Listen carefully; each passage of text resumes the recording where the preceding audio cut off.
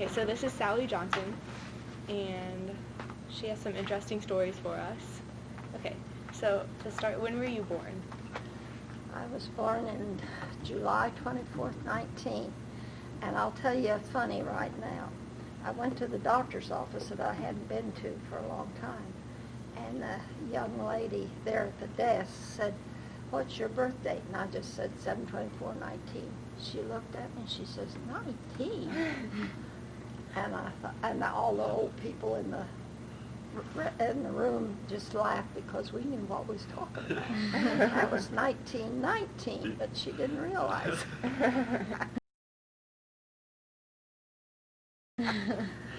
Well, I'll start out and say that you probably want to know about the Depression. Is that what you was wanting to know?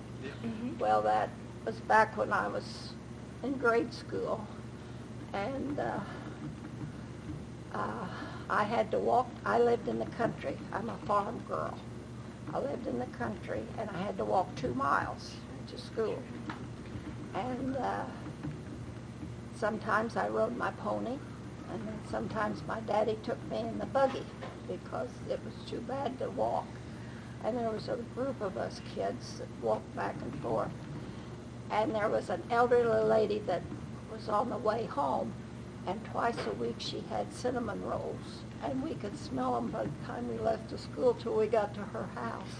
And we all had a treat, and that was lots of fun then. And then we were pretty fortunate because we lived on a farm, and we had all of our beef, our chickens. We had turkeys. We had guineas when they were horrible. And beef, cows. And we had our milk, and we had everything like fruit trees, and we had walnut trees, we had hickory nut trees, and Dad had grapes, 2 or 3 kinds of grapes, so we had everything. And the only thing we had to do was go to the store to get staples, and my mother gathered eggs and took up, and she made butter and took up, and that's how we paid for a lot of our staples because we didn't have much money back then. And another thing was we only had one telephone. And think what you kids have now. One telephone, and it hung on the wall. And they would ring, you know, and ours was 3 shorts. It'd go boop, boop, boop, like that. And my aunt was 2 longs and a short, and I don't remember the rest of them. And whenever you got a telephone call, you could hear the receivers go down, and everybody on the line listened. So we knew that. And let's see, we had we didn't have much to do. I mean, like we only had 1 car, and a lot of times the roads, we didn't even have oil roads back there where I lived. I lived west of Arthur and north of Lovington and south of Route 36. I don't know if you kids are familiar with that area or not. And I was in high school before we had electricity. So we had oil lamps and like that. Let's see, what else? Then I graduated from the grade school, country grade school, in 33, and then went to Lovington High School. And then I graduated from there in 37. And then here's something about my in-laws went on a trip to, I think it was Colorado Springs, and they got 10 gallons of gas for $1.90. Oh my gosh. Now that was in 24, August of 24, 1924. And lunch, and there was 2 boys and Grandpa and Grandma Johnson, and lunch was $2. So that tells you about those times back there. Oh, and this was your ration on gasoline back in 43, 8/31/43. That was your gas rations.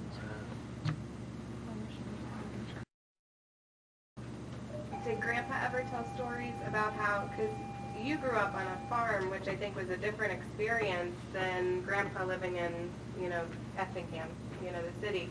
So did he ever talk about how they got through the Depression and? No, his dad was always buying up little acreages. They would barter. Yeah, barter stuff. And I know he said they had a turkey farm, and he hated turkeys finally because they was always having turkey. His job was to take a little cart and make a route. And whenever people had something, they would get it, like eggs or Chickens, they would come home with chickens. to help pay on the bill.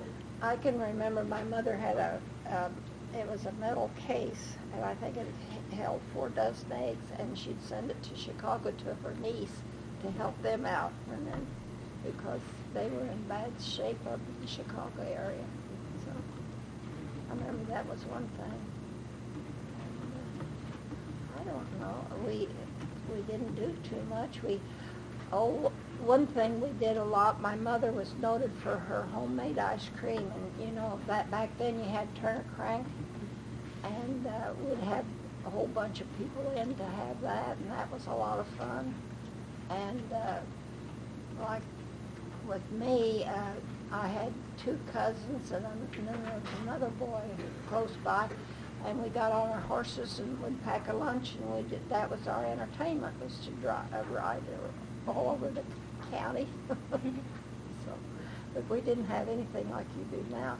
In fact, we didn't have a radio, we didn't have a TV, and we didn't get a TV. I don't think I had a TV till after we were married and settled in Effingham. So now you got them in about every room. So.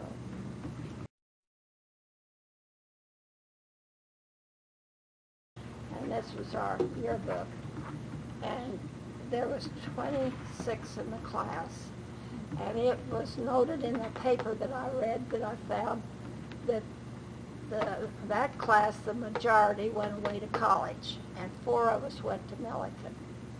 And then I was talking to this cousin of mine that grew up in Latham, which is down the road someplace, and she had 16 in her class that graduated in 37, and only 2 went away to college.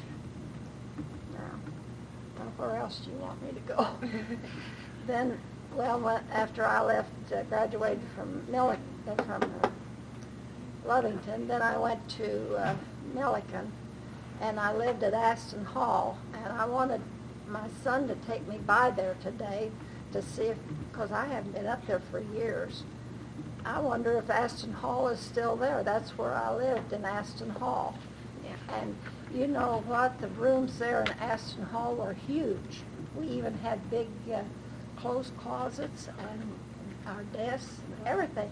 And nowadays, my grandkids, when I've gone to see where they lived, their rooms were so small, and they made bunks like that, which they didn't back in those days. And then after I'd been there a year, I went into a sorority, Zeta Tau Alpha, which isn't there anymore.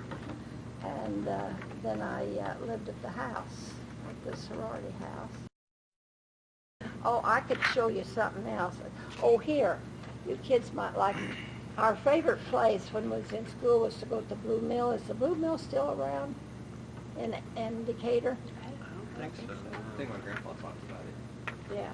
Well, here's the menu of 1938, 75 cents for a special Sunday dinner. Can you imagine that now? Wow. 75 cents. And let's see, 40 cents luncheon, you got a hot chicken sandwich. And that was a favorite place to go. And did you kids ever go buy a Coke and get 2 straws? So then you both, because we didn't have any money. So, and this is the Millodeck. And that's where I met my husband, was at Milliken. So, and there's graduation and stuff. If the kids want to look through that. What did you study at college? I was in home ec. Oh, okay. my ambition was to be a dietitian in a tea room, but I didn't get there. I should have. Most of the girls that I associated with at that time took 2-year teaching course, and I don't think they do that anymore. They take 2 years, and then they would get a job teaching. Oh. Yeah, so, well, one year I worked out at the TV stand as a clerk out there, and I don't know, I can't remember all this stuff. That's so long ago. Okay, so you said you and your husband met at college, right? Mm-hmm. Okay. Yeah, he had gone to Illinois and was on the football team up there, and then he came to Milliken and was on the football team, and then how we met was one of my sorority sisters, her mother took in 4 boys so that she could pay for her to go to college. Oh, And one of them was my husband, Jim, and one was from Rockford, and, well, there was 2 others from Effingham, I think. I think there was 3 of them from Effingham. And they heard that she was having a slumber party, and they all came back, and that's when I met my husband, and this Bobby Phillips that lived here in Decatur, she met her husband that Oh, same wow. night. So that's how we met. Oh, that's really neat. CTAs, and I wanted to go by Milliken and to see if the sorority house was still there. It's on the corner of West Main and Fairview. I think it's a parking lot now. Oh. Or would you guys know? I'm not sure. Do you still keep in touch with people from your sorority? Not too much, but a friend of mine, I belong to another sorority, PEO, and another lady was in Milliken and the Zeta, but she was a lot later than me. And then not too long ago, I met another lady that works at Killer's Convention Center in Effingham, and she was a CTA, and she went to Milliken. So I got 3. Yeah. There's 3 of us in Effingham now. And then another lady, well, there was 2, no, there's another one there in Effingham too. Her name is, oh gosh, Smith, and she went to Milliken, but I'm all before them. They all came after me. We had lots of fun. She got engaged here in town too, didn't you? Got engaged. Yeah, the spring formal out at the, what was that country club south of, west of, south side, west of, west of Decatur. 3 4 years ago. West side of Decatur. We used to play golf there, but he gave me my diamond then. And they played Stardust, and that was our favorite song. That's a long time ago, 1941. That's when we were married. I went with him 3 years before I didn't Oh, have you my did? mind. And then I didn't finish college because my husband, B, was going to the service in World War II. So I went with him, and we ended up in Georgia, which was something else. And then one year I came back and was house mother at the sorority house because Mama Green, who was our house mother back when I was there, had gotten sick, so I filled in for a year there, and then let's see, maybe by that time I think my first child was coming. I don't know. So that's about the way it was. Now you have to ask me questions because I forgot. Okay.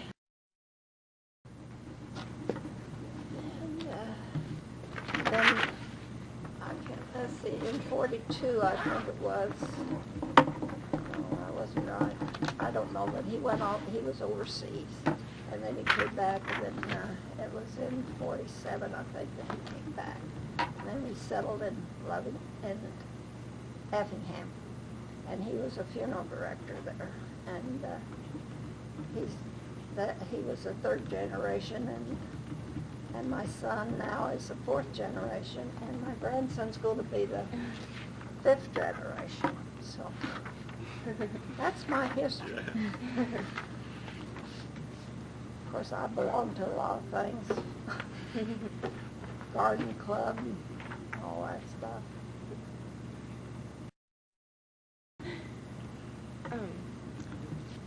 So you mentioned when your husband went away to war. How was that? Like, was it really, really tough? And did you guys like write letters back and forth a lot? Yeah, we did. We'd only been married a year when he went away he went down to Camp Stewart. It's called Fort Stewart now. And then I went down and I worked in the office, one of the offices there as a secretary, clerk. And then I came back home when my son Donnie was born. And then, let's see, I can't think. It was horrible living down there in that area. Nothing but sand and very primitive. And I know I used to have to wash his uniforms, and I did it on a scrub board, and that's hard to do.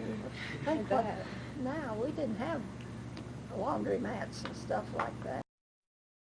We had a very good life. My husband and I were married for over 65 years. It would be 70 years this year if he's still alive. But we had a good life, good kids.